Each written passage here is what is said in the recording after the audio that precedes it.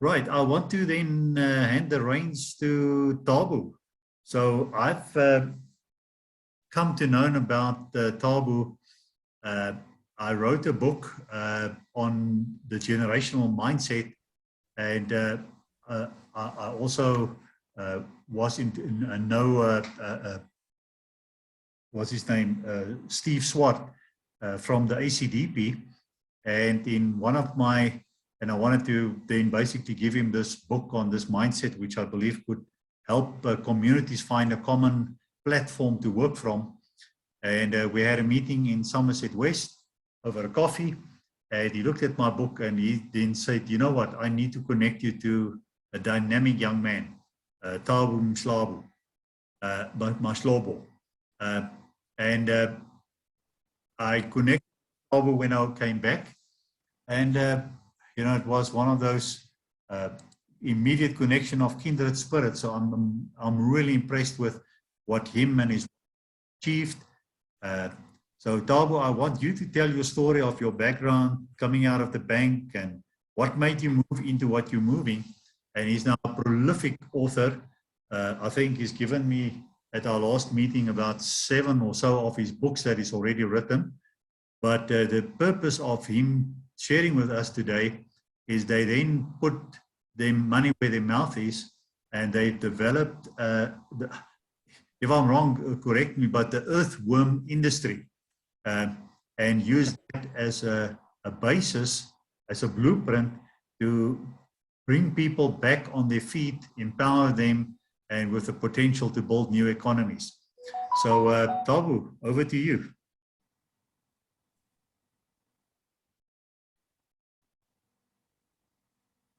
Thabo, you're muted.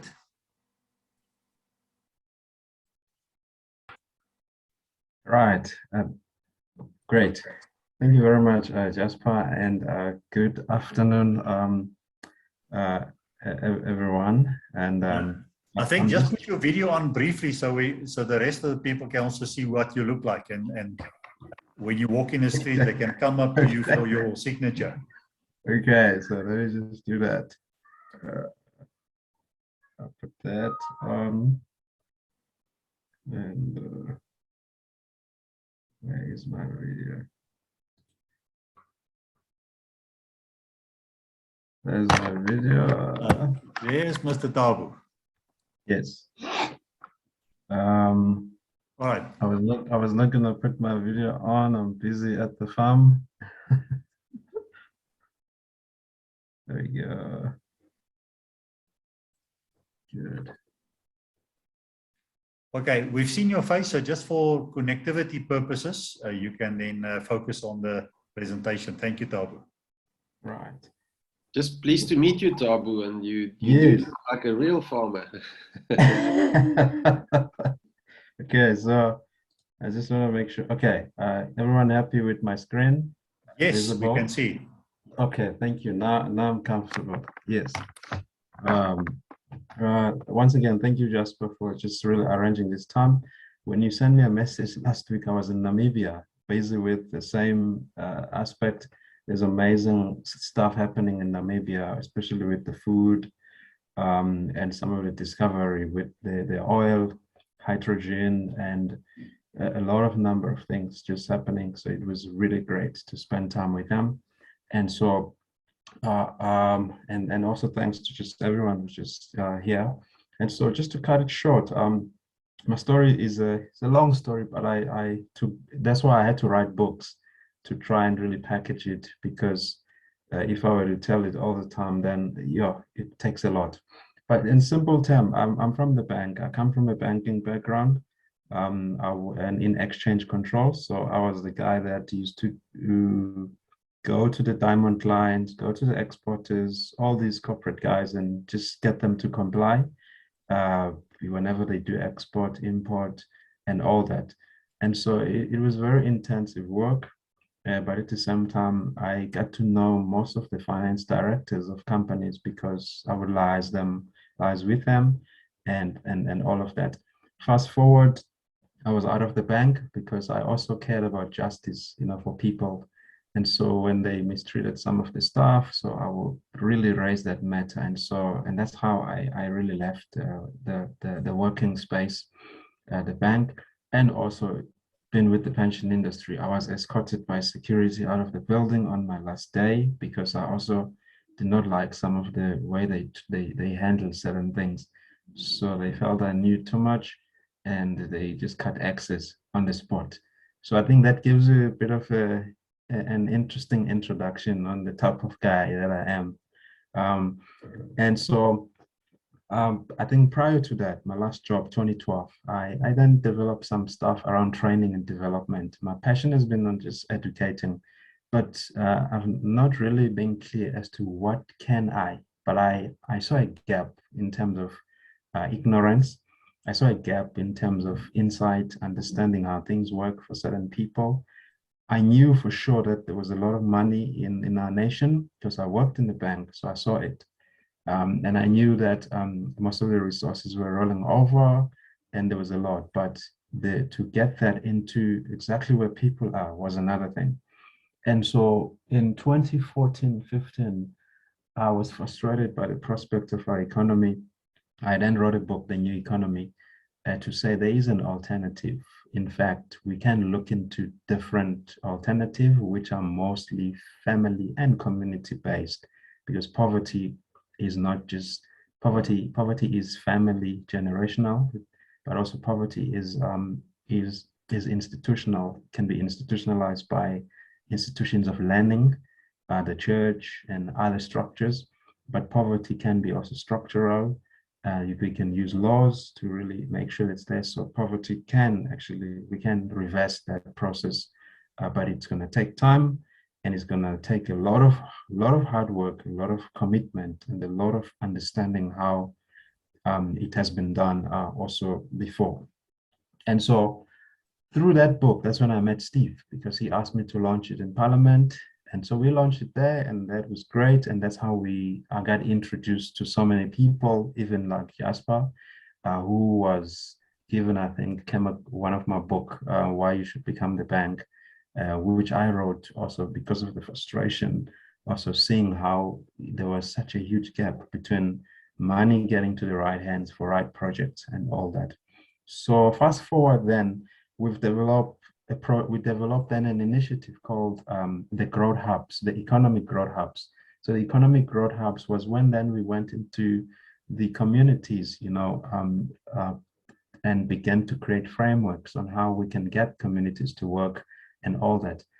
In all the entrepreneurial activities we put there, we realized that agriculture was very much practical, people were very much interactive, and you could use it for so many reasons.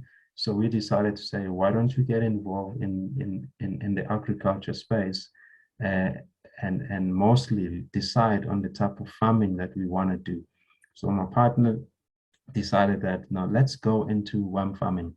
And so before I get on that, so as you could see on your screen there, ABC is one of the projects basically that we have, where we focus on training and consulting, collaborative farming, and we have been working on funding options and also different farming projects. We've actually discovered that we could do 60 types of farming projects. We've been really in conversation with some of the farmers also in Nigeria on the types of farms, and there is a book also on these types. They just haven't given us yet just the right to print, but that's basically what we're looking at. But for today, I want to just touch on worm farming business. For my background, where I come from, worms are just, people see worms and they will go yaki or something. And for especially for someone who comes from the bank, professional, all that, to shift into such a degree, people often don't really understand what's going on. So I have an opportunity now to present this most of the time to different people, stakeholders, and the feedback is quite interesting. Now, I think I've already mentioned some story of me. So at ABC as a project, I decided also that we I come in more closer as a finance director just to make sure that I could really monitor and provide support in so many things, so that we could see how we could scale the business up, not just in KwaZulu-Natal, but in Gauteng and also in Western Cape and in Free State, and also just in Namibia. And so I've been very working closely in terms of doing that. Now, just in this time today, I'm just gonna introduce just few concepts and few things, and then I'll leave the rest, maybe for another time. And so, AgriBusiness Corner ABC, what we specialize mostly in, obviously, is we create projects. That's one thing we do. We create projects. Like I've said, you could do up to 60 projects within farming. So there are many projects such as worms, herbs, poultry bees. We had a 1 hectare, and we set up a model of the worm, and we put herbs for Africa, and we put the poultry, but we do pasteurized poultry, and we put also bees. And then later, we decided, no, let us focus more on the worms and the seedling part. The reason being was that those were the ABCs of farming. And so we then obviously also, then from there, because of that, it came from a very clear identity that we wanted to create smallholder farms, which means small scale farmers, which means you don't have to have big land to actually get into farming. And that has been one of our core values. And we believe that, one of the strategies that Joseph, when he was in Egypt, he introduced a simple thing, which is every family a grower. Every family must just become a grower. So which means they could do it in their space, or they could become in a land they all work. And that will be very key. And so in doing that, we decided to choose worm farming. So with worm farming, the reason was we want to focus in terms of these were the 3 products that we said we wanted to focus on, even though there were many others. 1, worms, just focusing on breeding worms, which means we want healthy, big, long worms so that we sell them. And number 2, we're looking into compost, because if we were breeding our worms, we were breeding them within compost. So we call the whole process vermitechnology, which can be split into 3, where you say vermiculture, the breeding of worms, and then the compost that comes out in the end, the vermicompost, and also the vermi-tea, which is the tea that comes out of that process. However, even though the focus was not just limited to this, we decided to start with this because it was basic for people and for families, and this is what they could do, and it allowed them to turn in income, less initial startup and all that, and they could actually see the process as they were doing this. But also in my last meeting with the mining guys last week, we also started talking about now the vermi-remediation, which is now the cleaning up of chemicals on contaminated land, soil, while improving its total physical, chemical biology properties. And also we looked into vermi-industrial production, which is the feed, the use of worm, as source of raw material, for promoting piggery, poultry, fishery, dairy development and production of biodegradable goods for social consumption. So we also had people who would say, what, they would want this for the purpose of just feed, not for the purpose of any.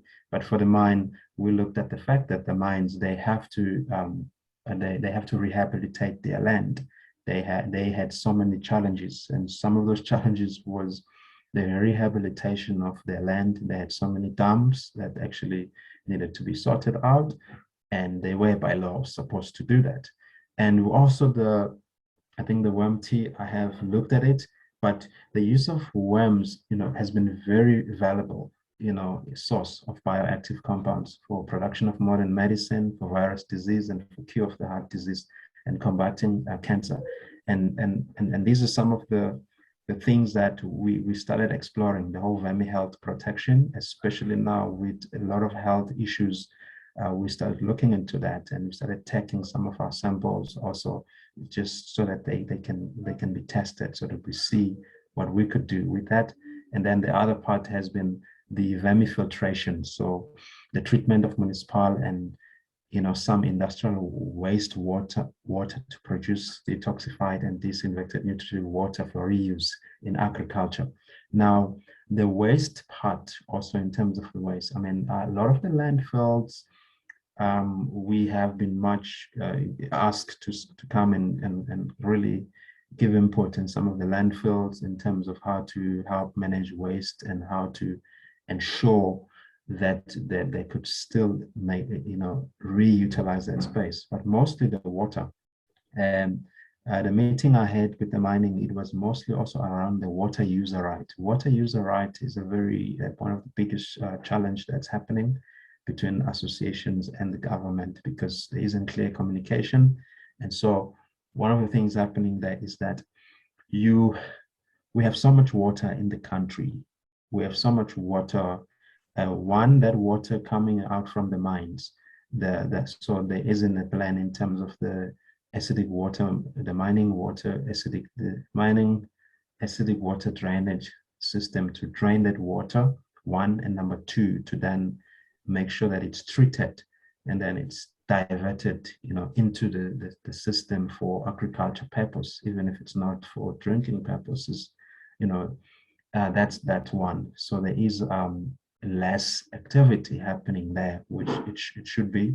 And also the other part of the water, SALGA, the local government, there is an issue with the wastewater reclamation system in terms of how they're using the water that actually has already been wasted to reclaim it. There isn't a proper system around that in terms of ensuring that it's properly purified and it can be brought into the system. So when you look at the quantity of water we have in the nation, in so many areas, we don't actually need to be getting water even outside. I mean, I know the conversation on Lesotho supplying water, so we get enough water. The issue has been that we're not really managing our waste, and in terms of also the reuse and the proper structure system to divert that. And so all of these are conversations that come when you talk about worm farming. It's not just for worms, just so that we're just doing worms, but there is a bigger picture that, yes, you can breed worms, yes, we can do compost, which is a big thing. My partner in Israel, they are making $2 million just on compost, because then once the process is complete with your vermicompost, then you get markets such as your farmers. They want to use it as part of the fertilizers. We've already had different farmers requesting 10 tons every second week, and we could not have that capacity ever since Ukraine and Russia started fighting. I'm not sure whether started fighting or having their tough conversation. But there has been those requests of which we could not. So the compost business, then there's such a demand to go that way, and we saw that because I could not take on any offtake agreement because of the capacity that we had. We needed to scale up to be able to meet that. So there is quite a high market in terms of that. So brewing the tea just for the purpose of nutrition for your crops, the vermi-ready, the soil rehab part, and the feed and the health protection and the waste. So this is the bigger picture when you then begin to look into the worms. Now obviously when we looked into the worm farming, we obviously looked at land degradation, and we looked at the poor quality of food, and we looked at waste management. And those are the three things that really drove us into that this is something we needed to focus on. But how were we going to do it? We're going to train farmers to breed these worms and then give them access to become the access for that market. So we train them, we buy them, we give them the offtake, we buy it, and then we then deal with the bigger volumes from the different growers. And then we give them mentoring, and then we offer them a business model. So we've got a business model that we come and we set up, we show them, and that they can run also with it. And where and how individuals, farmers, organizations, municipalities, tertiary institution. We were at Central University of Technology, and we have massive, Enactus was one of the organization that was, I think, funded, sponsored, or chosen when it comes to waste management, and especially on worm, to go for worm farming. So we were privileged to go there and really support them and do mentoring, a lot of them. Now, our target market obviously has been just Africa. And when we started this 3 years ago, and with a demand that we saw in terms of worms of around about 250 tons. So there is a demand for worms. When you look at our order book, even right now, that there is such a huge demand for the worms, just the worms, you know, in terms of just getting out there. People just think worms are just species. No, they are not just species. You have specific worms. Yes, there are different types of them, but we focus on the red wranglers, which don't, these ones, they double their population in 60 to 90 days. They eat waste, organic or biodegradable waste, and they, you know, you can do outdoor, undercover production method, micro and micro production factors. Yes, there is quite a number of things that you can look at and all that. But the interesting part is that you don't need so much space. You know, if you look at that with our model in terms of that 3 square meter, you know, 20 centimeter, you know, height, you know, you actually can put a stock around about 30 kgs of worm, and put also a feed there, you know, of you can put a total feed of, you know, of so many bags, and also the bokashi and the bed structure. So there are different bed structures, but this was one of the basic, just behind your house, where we've had people doing that, and just using what you have, like cattle manure or horse manure, whatever. And some, they've used tires, 3 tires, and they put manure in there, and they put the worms there, and make sure that they put the 30 kg stock over there. So which means no need for so much. And really, for a lot of the people in KZN, you know, which is quite interesting, and they've been able to really come for the training, and they get trained, and then they buy their starter pack, 30 kg of worm and bokashi bin and pH moisture meters, and feed the manure. Some of the manure you don't even have to buy it. And then the bricks, plastic, weighing scale, and packaging, and that's it. And you will find that they will really, within 3 months, they then begin to harvest their worms. So the worms have doubled up. So from this 30 that they had, now they had 60 kgs of worms. And now where do they take this? Then they let us know to say that, look, you can come now and collect, or we can bring. So most of those individuals, you find that we train them, and then they take the initial stock, and we encourage them to have registered business and business account, and be willing to participate in our grower business development program. Because remember, our heart has been to educate our people to grow on their own, but also to understand the business part in terms of the worms and the bigger picture. And then we buy their stock, you know, their stock that they bring in.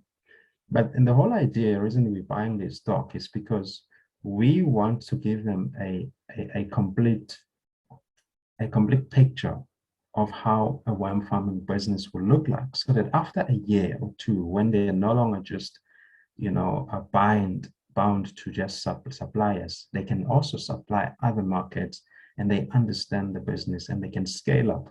We've had some few people who in Mpumalanga, I went to Mpumalanga, they started with obviously 30 kg, and we were able to collect 90 kgs of worms, and they sell it to us at 350 Rand per kilogram. So which means that's actually quite a lot of money for them, and they don't have to do much, because worms don't need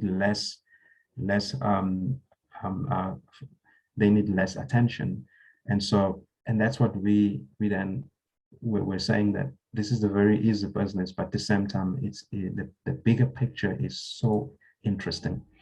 We obviously provide them with the business support, which means we will allocate a consultant in terms of production. If they now want to scale up, if they want to move from just having one bed to more beds, or use different structures, use containers, there's always a consultant to then say, okay, let's go for this.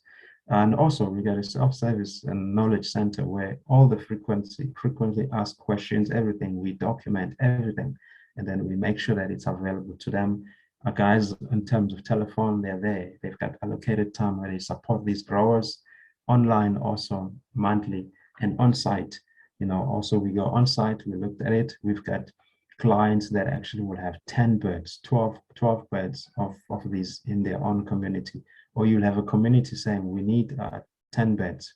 This is for our co-op, and this is what we want to do. And also, we've got a growers business development program where we obviously, we have breakfasts, meetings on the project itself and the production. So because we have to project at certain standards. So we got our ops director is a guy that's always on our quality standards and making sure that everything is put there together and there's proper compliance with it, because our compost, when it goes out, it must meet the ISO requirements. Otherwise, that compost, you cannot sell it. You can just use it privately.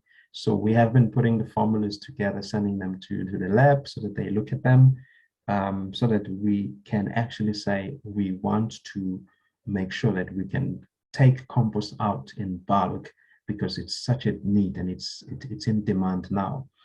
Finance and accounting, human resource, market, legal compliance, these are all the sessions that we will then have for these growers. And remember, most of the people that come for these sessions are people from the rural areas, are people who actually don't even know what is an invoice. Sometimes people who don't even know some of the terms that we use.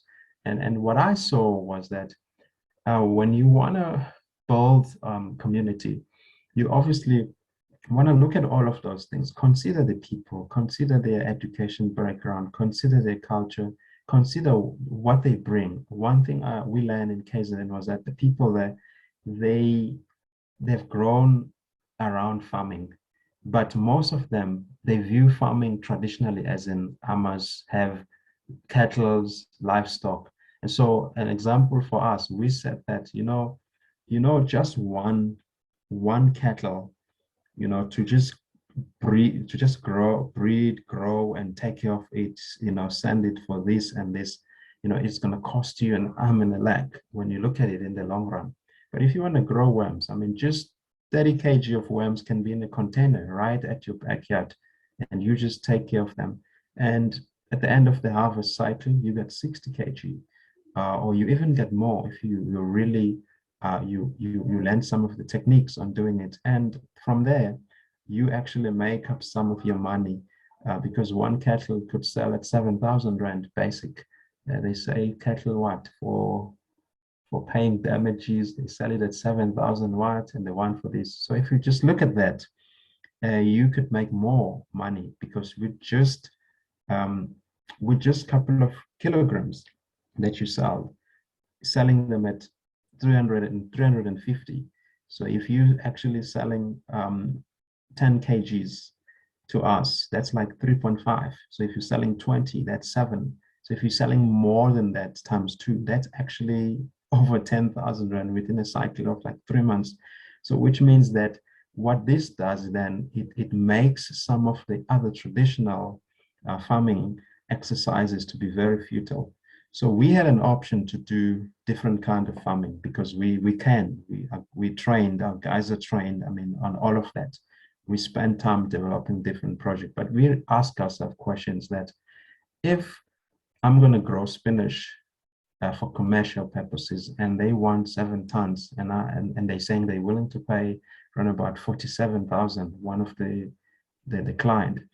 And we were able to decline that and say, no, we cannot do that, because that's actually around about 5 beds of worms, or 3 beds of worms. that we could actually work on. And there is not much, there's not much energy that's put in there. There's not much activity that is put in there. And there isn't that whole process of putting in the soil and the weed part and nurturing and all of that. And so we were able to decline that, not because we didn't want to, but we were saying, here's a technology in terms of we could bring in this for so many families. They could do this. There is a demand, and they could really turn in their money. So far, we've paid over close to 2 million rand in terms of different growers really have been doing this. We've trained over close to 300 growers, you know, and we have really been able to watch the model, see also the challenges that comes with it. One of the challenges is that we deal with people mostly in the rural areas, and the people in the cities, you know, sometimes the conditions that they're growing at also, they need to watch them more. And also the fact that, like I said, this is something that most people, it's still new. Some, they will take it as a side hustle, and then they will not give it attention, and then they lose the worms, and some they kill the worms because they are sensitive, you know, so you have to take care of them. But mostly we've seen a tremendous growth that we've been able to scale up, you know, just in the different parts of the country, getting people to understand just why worm farming. And so there is a bigger picture of it, you know, and so in some communities, they just want us to do gardens. And so we come and we present the same thing and say, here's how you can do an effective garden. You want to have a system that takes out waste away from your house, split waste and put it into bins and make sure that it can become food for the worms. And your compost, you can create your compost, and then also you can create your tea. And then from there, structure your garden in a manner that, you know, it's able to then ensure that you're not just, you know, these different types of crops, the crops that you can grow easily right from your yard, and also grow herbs also right from the yard, grow your medicinal gardens from your yard, and the different part, you know, of things right from there. So they learn a simple structure of farming right from their yard. By the time they get communal land, then they can scale up by using tunnels, you know, where we can use even undercover sheets and put large volumes there of worm, you know, in terms of those tunnels. And then from there we can scale up. What we've done now, we've introduced containers, 6-meter containers, where there's a technology where we've plugged up everything there with worms, everything. And I think that sells for around about 500,000 rand. But if you look at the production cycle there, and mostly those are for commercial guys who says, I want this for this purpose. There are markets in Namibia for the worms. There are markets in Mauritius, in Kenya, because you find most of the fishery guys there. But also there is a market for compost. As we're sitting right now, I'm sitting with request that we need to meet. And we've got a farm in New Hanover and Mzumkulu, which we are actually looking at scaling it up so that we can meet most of those demands. But this was really just to give like a pretty much maybe overview as to say, there is some things that can be done on the ground, and mostly they don't need so much money. They basically just need a small space and the initial capital that one has. Now, just the structure, payment in terms of finance wise, so that you got an idea also. Normally, the growers will pay around about 6,350 to get the training. It's for 2 days. So once they are done with their training, then they will buy their initial starter pack, which is like 12,000 rand. So which means it makes it around about close to 19,000. And from there, they've got 4 cycles of harvesting in a year. So which means if they sell 10 kg, they get 3,500. But mostly if you multiply 30 kg 4 times in a year, the numbers, you know, you could tell that you could recover most of your capital within a year. And then the following year, you're scaling up, you're increasing your beds and all that.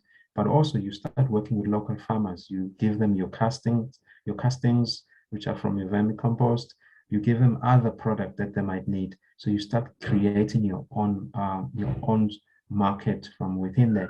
However, we are there all the way to support, because we believe that we need to build sustainable communities where they can produce their own food, but mostly create their own compost and mostly their own seedlings. That's another part of the business we've started on after we did the compost, was to create our own, to do our seedlings, nursery, make sure that we're then able to go and provide these growers with seeds, just as Joseph did. Here's seed, go and grow, and then manage it like this. And we see it as something so much in need and valuable.